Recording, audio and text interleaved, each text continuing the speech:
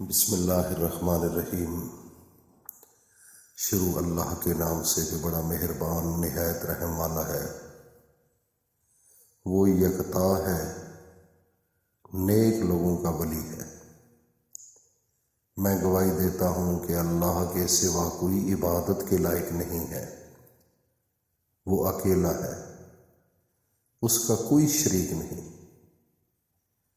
وہ تنہا ہے، وہی عبادت کے لائق ہے۔ اسی نے ساری کائنات کو بنایا ہے اور اپنے ایک مخصوص اندازے کے مطابق ہر ذی روح اللہ اس کو غذا دے رہا ہے، زندگی دے رہا ہے۔ اللہ نے 18,000 مخلوقات کو پیدا کیا اور اپنی قدرت کے ساتھ اس سارے نظام کو چلا رہا ہے۔ یہ ہے میرا اللہ۔ صبح سورج طلوع ہوتا ہے مشرق سے، شام کو غروب ہوتا ہے مغرب میں۔ دنیا کے اندر کوئی اتنی بڑی طاقت آپ کو اللہ کے سوا نہیں مل سکتی جو یہ عمل کر رہا ہے۔ یہ دنیا میں کوئی ایسا نہیں جو سورج کو مغرب سے طلوع کر سکے۔ یہ اللہ کا قانون ہے۔ اس میں کوئی کائنات کے اندر اگر کسی کے پاس طاقت ہے تو وہ کر کے دکھائے۔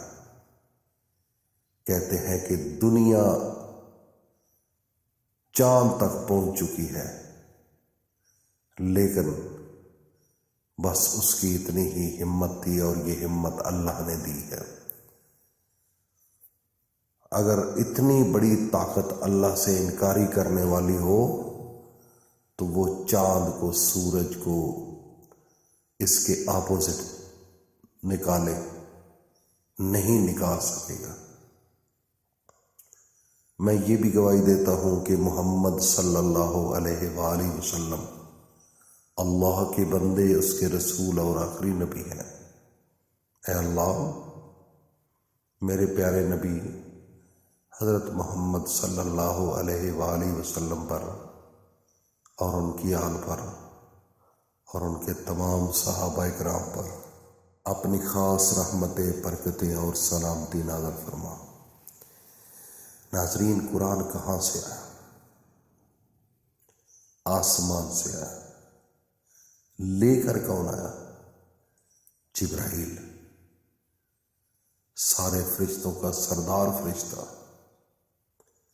اور کس جگہ پر لے کر آیا؟ وہ نازل ہوئی محمد مصطفیٰ کے دل پر۔ وہ قرآن، وہ کتاب، اس کا نزول میرے نبی کے سینے میں ہوا، دل پر ہوا، اس کے اوپر نقش ہوا۔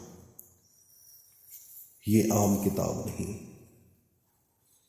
اس قرآن کو اللہ اگر پہاڑوں پر نازل فرماتے تو اس کے خوف سے اتنے بڑے پہاڑ جو کہ مضبوط تھے وہ بھی ریزہ ریزہ ہو جاتے۔ اس قرآن کو صرف چھوٹی سی کتاب نہ سمجھو، اس میں مشرق سے مغرب تک، شمال سے جنوب تک، زمینوں کے اندر، زمینوں کے اندر، زمینوں کے اوپر، خلا میں، آسمان کے نیچے اور آسمان کے اوپر جو کچھ ہے وہ اس قرآن کے اندر علم موجود ہے۔ اس کتاب کو عام کتاب نہ سمجھو۔ یہ کتاب علم سے بھری پڑی ہے۔ اس قرآن کی سب سے چھوٹی صورت، جو بالکل سب سے چھوٹی ہے، اگر آزمانا چاہتے ہو صرف 3 دن کا وظیفہ کرو۔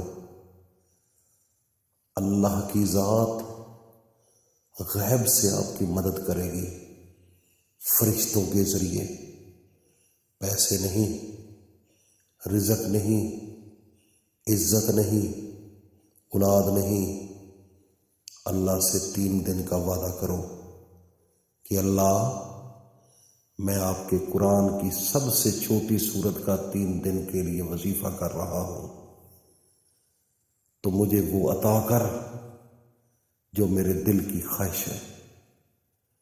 جب انسان ارادہ کرتا ہے، کوشش کرتا ہے، تو وہ یقیناً اس منزل تک پہنچ جاتا ہے۔ جو انسان ارادہ نہیں کرتا، کوشش نہیں کرتا، وہ کبھی بھی اپنی منزل مقصود پر نہیں پہنچ سکتا۔ قرآن کے اندر سب سے چھوٹی سورت بسم اللہ الرحمن الرحیم، انا اعطیناک الکوثر فصل لربک وانحر ان شانئک ھو الابتر، صدق اللہ العظیم۔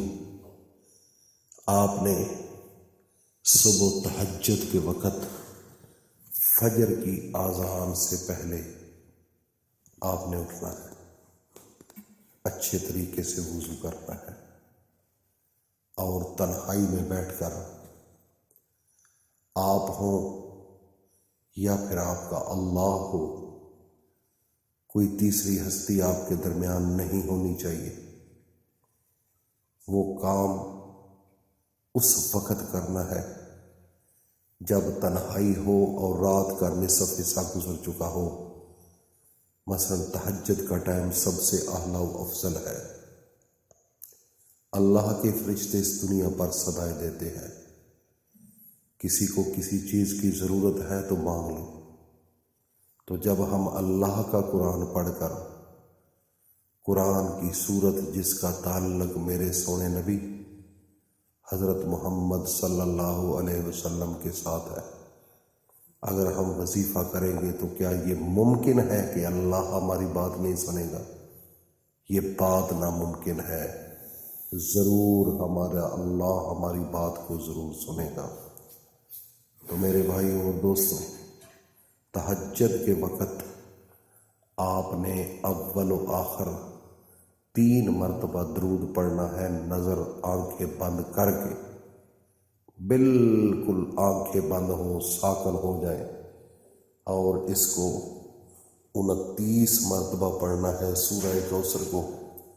جب آپ پڑھیں گے تو اس کے بعد اللہ کے سامنے ہاتھ اٹھا کر جس کی حاجت ہے، طلب ہے، ضرورت ہے، اللہ سے مانگو، میرا اللہ عرش والا آپ کی جھولیوں کو بھر دے گا۔